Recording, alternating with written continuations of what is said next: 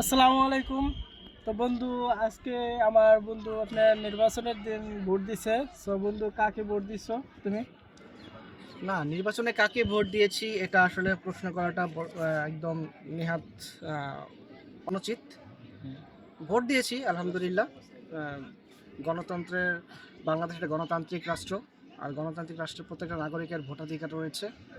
আর সেই প্রেক্ষাপট থেকেই আমি আমার পছন্দের প্রার্থীকে, আমার পছন্দের মার্কাকেই ভোট দিয়েছি, তো এটাই আর কি। তুমি কি বলতে পারবা কাকে ভোট দিছো? না, এটা বলা যাবে না, এটা আসলে বলা উচিত না।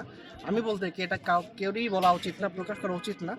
এটা সম্পূর্ণ গোপনীয়তা রক্ষা করতে হয়, আর সেটাই আমি রক্ষা করেছি, প্লাস করে যাব। সো আমাদের জনগণকে বলবা যে হ্যাঁ না আর ভিতরে কি পার্থক্যটা আছে?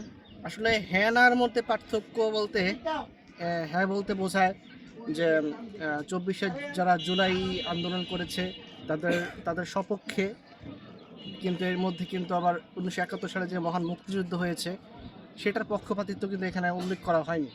হুম। হুম। হ্যাঁ, জুলাইতে একটা আমাদের গণঅভ্যুত্থান হয়েছে, আমাদের দেশে ফ্যাসিস্টের পতন হয়েছে।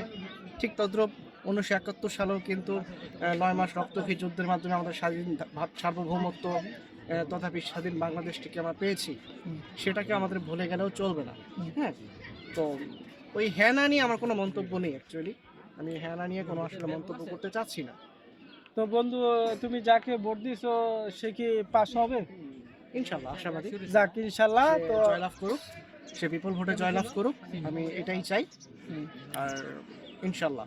তো ইনশাল্লাহ আমরা যাকে ভোট দিছি ইনশাল্লাহ আমরাও আশা করি তারা পাস করবে। তো যার যার ভোট শেষে দিবে। তো আপনারা কাকে ভোট দিচ্ছেন সেটা ভোটের পরে জানাবেন।